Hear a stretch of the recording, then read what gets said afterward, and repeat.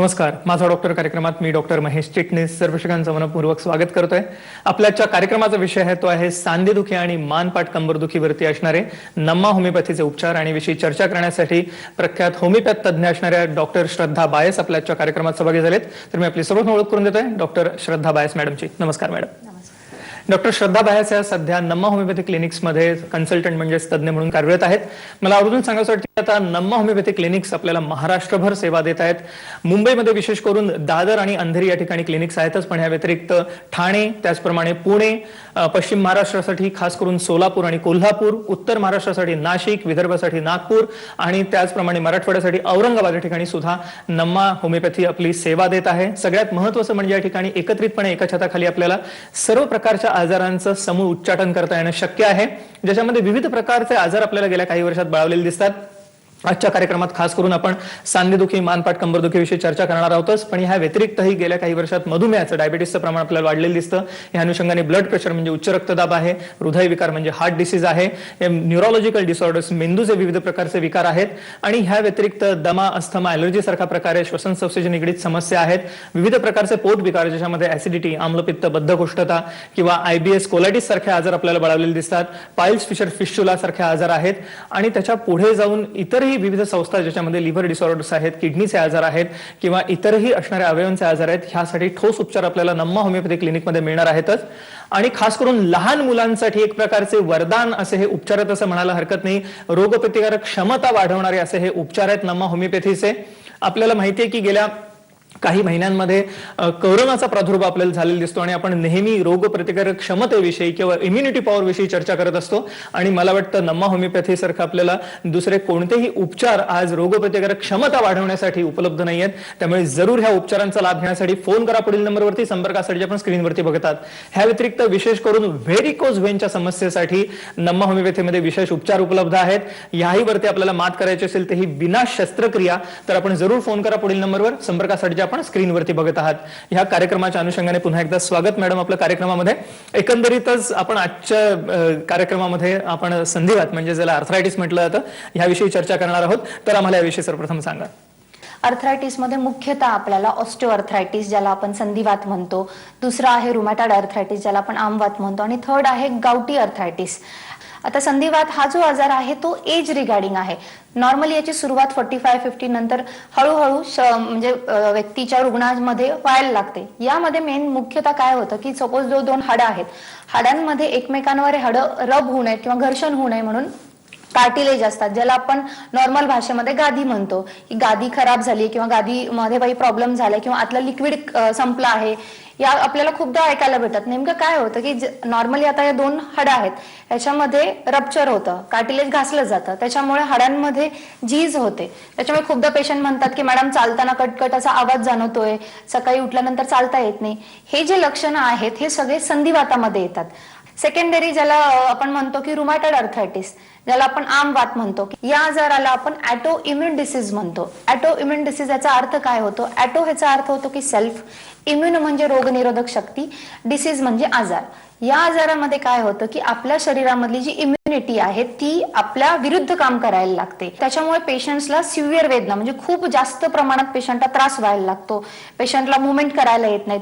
आणि या आजाराची सुरुवात मिडल एज, जे लोक 20 to 40 मध्ये आहेत अशा लोकांमध्ये जास्त प्रमाणात आम्हाला बघायला भेटतो.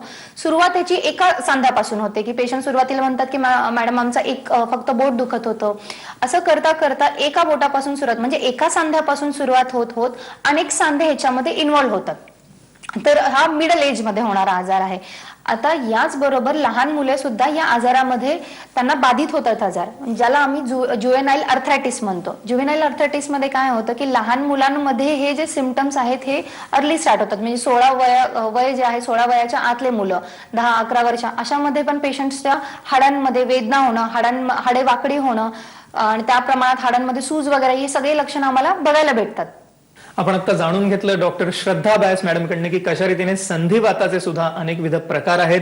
वयोमानापरत्वे होणारा ऑस्टिओआर्थरायटिस आहेच, पण त्याच्याच बरोबरीने तरुण वयामध्ये सुद्धा आपल्याला रुमेटॉइड आर्थरायटिस आहे किंवा गाऊट सारखा आजार दिसतो आणि त्याच्या पुढे जाऊन सोरायसिस सारख्या आजारात सुद्धा आपल्याला आर्थरायटिस झालेला दिसतो किंवा तापानंतर असणारी जी होणारी सांधेदुखी आहे म्हणजे चिकनगुनिया, डेंग्यू सारख्या आजारानंतर, व्हायरल फीवर नंतरही आपल्याला जी सांधेदुखी दिसते, अशा कोणत्याही प्रकारची सांधेदुखी असो आपल्याला नम्मा होमिओपॅथीमध्ये खास करून यासाठी ठोस उपचार मिळणार आहेत. आणि केवळ सांधेदुखीच नव्हे तर अनुषंगाने असणारी मानपाट कंबरदुखी ज्याच्यामध्ये स्लिप डिस्क, सायटिका सारखे आजार आपल्याला बघायला मिळतात किंवा स्पॉन्डिलायटिस सारखा शब्द आपण नेहमी ऐकतो, तर ह्या सर्व आजारांवरती आपल्याला मात करता येणं शक्य आहे नम्मा होमिओपॅथी क्लिनिक्समध्ये. मॅडम, प्रेक्षकांना जाणून घेण्याची उत्सुकता आहे. आपण आता जसं ह्या विविध आजारांचं वर्णन केलं आणि ह्या आजारांना खास करून नॅनोजेनेटिक कॉन्स्टिट्यूशनल होमिओपॅथीच्या सिद्धांतांवरती आधारित जे फॉर्म्युले आहेत हे संपूर्णतः बरं करू शकतात, तर हे कसं शक्य आहे आणि आम्हाला नॅनोजेनेटिक कॉन्स्टिट्यूशनल होमिओपॅथी विषयी सांगा. नॅनो ह्याचा अर्थ होतो की सूक्ष्म. नॅनो जेनेटिक मध्ये आता जसं आपण आता आजारांबद्दल बोलत होतो की रुमॅटॉइड आर्थरायटिस किंवा हे जे आजार आहे ते जेनेटिकली सुद्धा ट्रान्सफर होतात. अगर आई वडिलांना असेल तर 50% चान्सेस आहेत की त्यांच्या पुढे मुलांना पण होऊ शकतात. म्हणजे जेनेटिकली, म्हणजे तुमची फॅमिली हिस्ट्री काय आहे, तुमच्या घरामध्ये कुठले कुठले प्रकारचे आजार आहेत.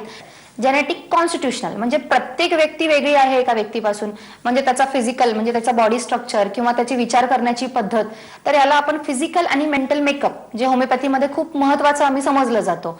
तर त्याच्यासाठी नॅनो जेनेटिक कॉन्स्टिट्यूशनल मेडिसिन म्हणजे औषधं, म्हणजे आपण जे इथं मेडिसिन्स दिले जातात छोट्यातला छोटा डोस, त्याचबरोबर तुमची जी लॉंग हिस्ट्री घेतली जाते की ज्याच्यामध्ये तुमचा स्वभाव कसा आहे, तुमचं लहानपण कसं गेलंय, तुम्ही सध्या कुठल्या स्ट्रेसमध्ये आहात का, सध्याचं कंडिशन काय आहे, त्याच्यामुळे आपण इथे जी ट्रीटमेंट दिली जाते याच्यावर मेन फोकस तुमच्या इम्युनिटीवर केला जातो. तुमची इम्युनिटी अगर इन्क्रीज झाली तर तुम्हाला डेफिनेटली कुठलाही आजार होणार नाही. मला वाटतं एक मोलाचा संदेश डॉक्टर श्रद्धा बायस मॅडमने आपल्याला आता दिला की आपण जर का इम्युनिटीवरती आपल्या काम केलं, आपल्या रोग प्रतिकारक क्षमतेवरती काम केलं तर आपल्याला कोणताही आजार होणार नाही आणि झालाच असेल आजार तर आपण जरूर नॅनोजेनेटिक कॉन्स्टिट्यूशनल होमिओपॅथीच्या सिद्धांतांवरती असणारे हे जे फॉर्म्युले आपल्याला नम्मा होमिओपॅथी क्लिनिक्समध्ये उपलब्ध आहेत, ज्याद्वारे आपण आजाराचं समूळ उच्चाटन करू शकता, आजार संपूर्ण त्या ठिकाणी बरा होऊ शकतो. आणि एवढंच नव्हे तर मला आवर्जून सांगायचं की बऱ्याच प्रमाणामध्ये लोकांना एकच आजार नसतो, तो विविध स्वरूपाचे आजार दिसतात. म्हणजे उतारवयात जेव्हा सांधेदुखी होते तेव्हा अशा रुग्णांना त्याच्या बरोबरीने डायबिटीज, ब्लड प्रेशर किंवा इतरही त्रास असतात. तर ह्या सर्व आजारांवरती आपल्याला एकत्रितरित्या मात करायची असेल तर जरूर आपल्या रोगप्रतिकारक क्षमतेवरती काम करा. आणि रोगप्रतिकारक क्षमतेवरती आपल्याला काम करायचं असेल तर जरूर नम्मा होमिओपॅथीला भेट द्या आणि या ठिकाणी असणाऱ्या नॅनोजेनेटिक कॉन्स्टिट्यूशनल होमिओपॅथीच्या सिद्धांतांवरती असणारे जे फॉर्म्युले त्याचा जरूर लाभ घ्या. आणि हे करण्यासाठी फक्त आपल्याला कॉल करायचा पुढील नंबरवर. संपर्कासाठी आपण स्क्रीनवरती बघत आहात. नम्मा होमिओपॅथी आता महाराष्ट्रात सर्वत्र उपलब्ध आहे. विशेष करून मुंबईमध्ये दादर आणि अंधेरी या ठिकाणी आहे, ठाण्याला सुद्धा आहे, पुणे या ठिकाणी आहे.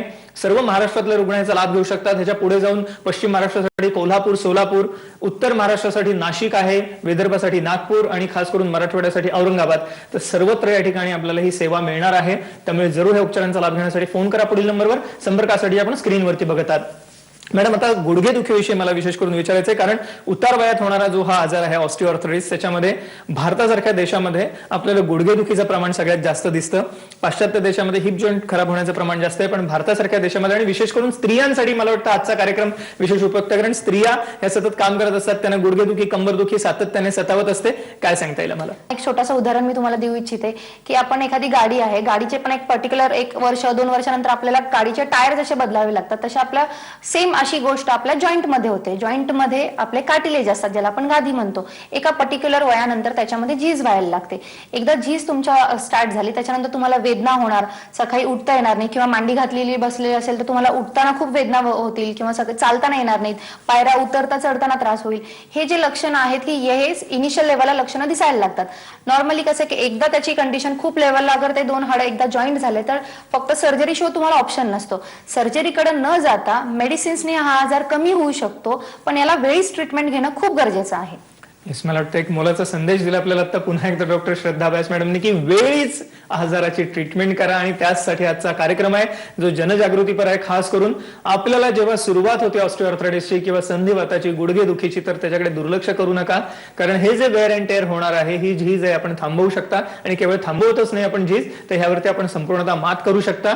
त्यामुळे आपल्याला कोणत्याही स्वरूपाची गुडघेदुखी असो, सांधेदुखी असो, वेदना असोत किंवा विशेष करून इतरही असणारे जे आमवातासारखा प्रकार आहे, rheumatoid arthritis, gout, psoriatic arthritis, तापानंतरची सांधेदुखी, मानपाट कंबरदुखी, स्लिप डिस्क सायाटिका सारखा आजार असो किंवा स्पॉन्डिलायटिस ज्याला आपण म्हणतो, वारंवार हे आपल्याला शब्द ऐकायला मिळतात. सो ह्या सर्व आजारांवरती आपल्याला मात करता येणं शक्य आहे. नम्मा होमिओपॅथिक क्लिनिकमध्ये जाता महाराष्ट्रात सर्वत्र उपलब्ध आहे.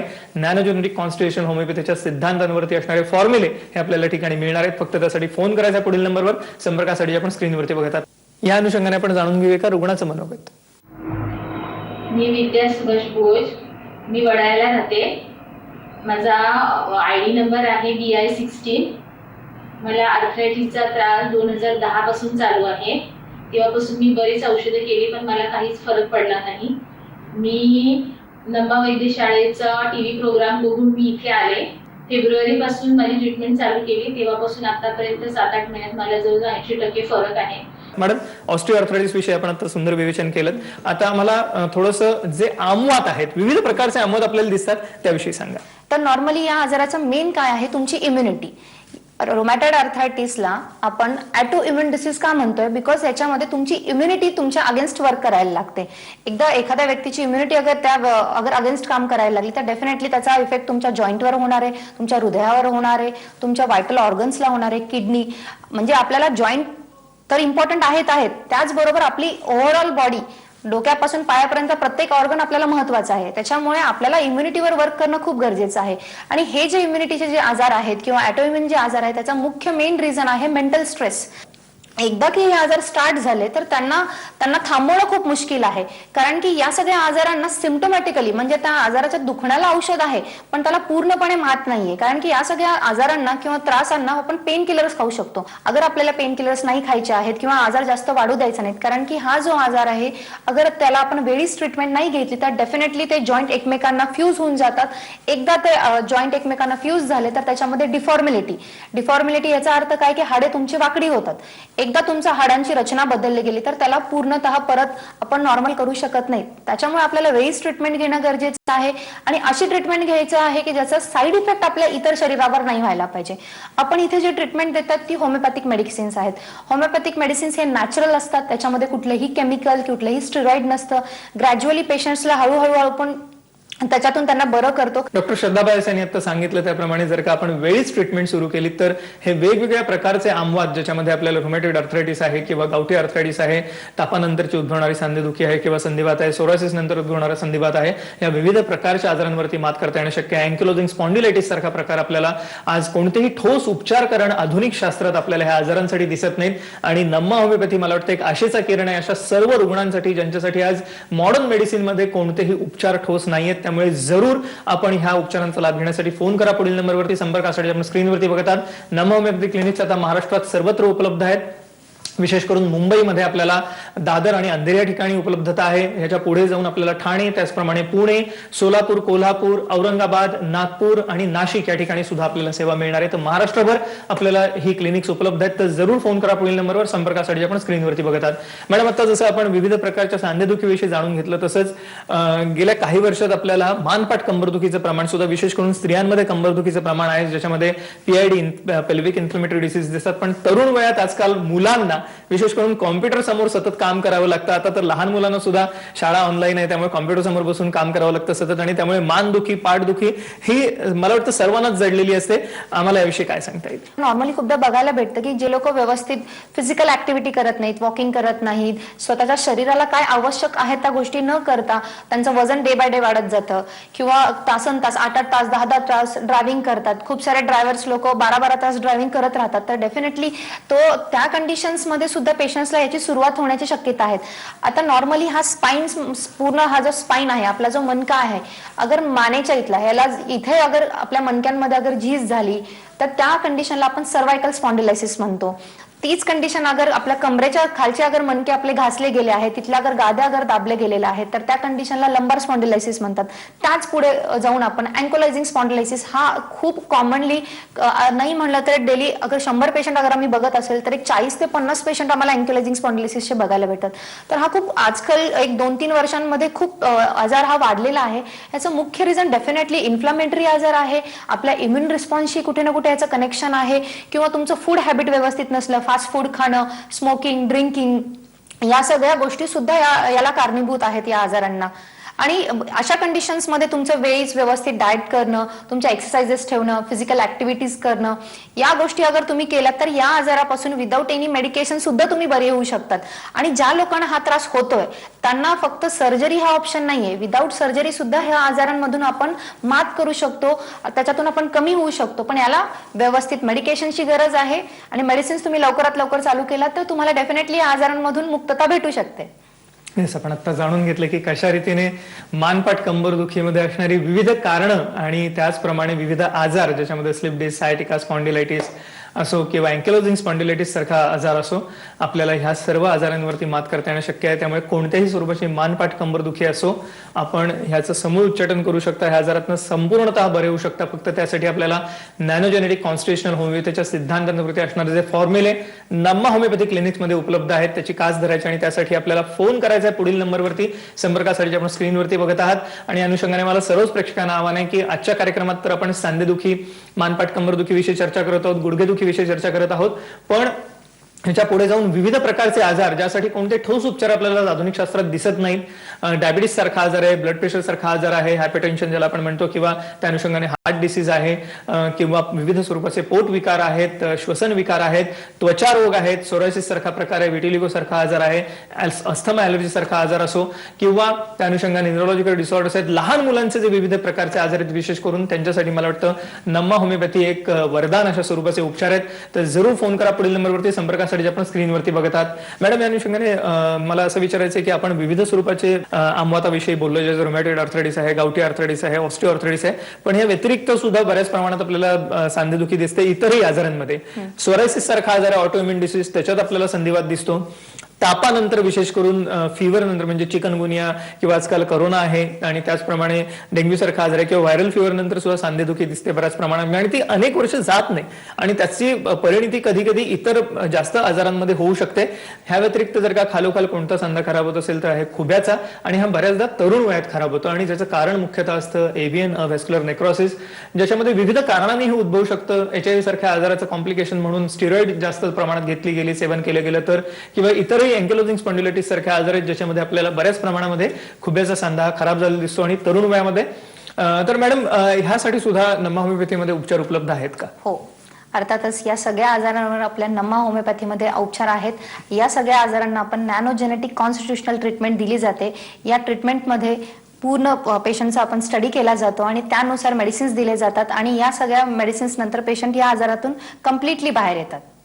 जाता जाता मोलाचा सल्ला आपल्याला डॉक्टर श्रद्धा बैस मॅडमने दिलाय की आपण ह्या सर्व आजारांवरती मात करू शकता. फक्त त्यासाठी आपल्याला नम्मा होमिओपॅथी क्लिनिकला भेट द्यायची आहे आणि त्यासाठी पुढे जे नंबर आपण बघत आहात स्क्रीनवरती त्याच्यावरती आपल्याला फोन करायचा आहे.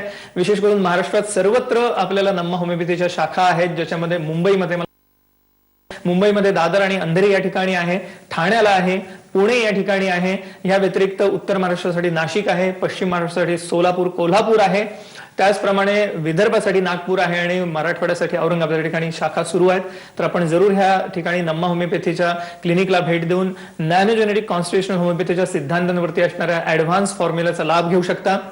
आणि विशेष करून आजच्या कार्यक्रमामध्ये आपण संधिवात किंवा ज्याला ऑस्टिओआर्थरायटिस म्हटलं तर ज्याच्यात गुडघेदुखी प्रामुख्याने दिसते, पण याच्या व्यतिरिक्त इतरही सांधे आपल्याला खराब झालेले दिसतात, ज्याच्यामध्ये फ्रोझन शोल्डर सारखा आजार आहे, म्हणजेच खांद्याची सांधेदुखी आहे, कोपराची सांधेदुखी आहे, किंवा खुब्याच्या सांधेदुखीविषयी जसं आता मॅडमनी सांगितलं एव्हियनमुळे तरुण वयामध्ये खुब्याचा सांधा बऱ्याच प्रमाणात खराब झालेला दिसतो.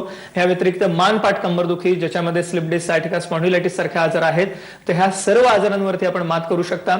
विशेष करून तरुण वयामध्ये होणारी सांधेदुखी आहे किंवा मानपाट कंबरदुखी, त्याच्यातून आपण संपूर्णतः मुक्तता मिळवू शकता. फक्त त्यासाठी आपल्याला फोन करायचा पुढील नंबरवर. संपर्कासाठी आपण स्क्रीनवरती बघत आहात. या व्यतिरिक्त विविध स्वरूपाचे इतरही आजार ज्याच्यामध्ये विशेष करून मधुमेह, उच्च रक्तदाब, हृदयविकार आहे, त्वचा रोग आहेत ज्याच्यामध्ये सोरायसिस, पांढरे डाग किंवा विविध प्रकारचे इतर आजार दिसतात, केस गळणे, पिंपल सारखी समस्या असो, किंवा पोट विकार आहेत विविध स्वरूपाचे, ऍसिडिटी, आम्लपित्त, बद्धकोष्ठता किंवा मूळव्याध, भगंदर सारखा आजार आहे, विविध स्वरूपाचे श्वसन विकार आहेत, दमा, अस्थमा, ॲलर्जी सारखे, मेंदूचे विविध आजार आहेत, आणि खास करून बालरोग म्हणजे लहान मुलांसाठी विशेष करून वरदान स्वरूपाची अशी ही नम्मा होमिओपॅथीची उपचार प्रणाली आहे. तर जरूर फोन करा पुढील नंबरवर. संपर्कासाठी आपण स्क्रीनवरती बघतात. मॅडम, आपण आजच्या कार्यक्रमात सहभागी झालात आणि अमूल्य मार्गदर्शन केलं त्याबद्दल मनपूर्वक आभार. धन्यवाद. नमस्कार.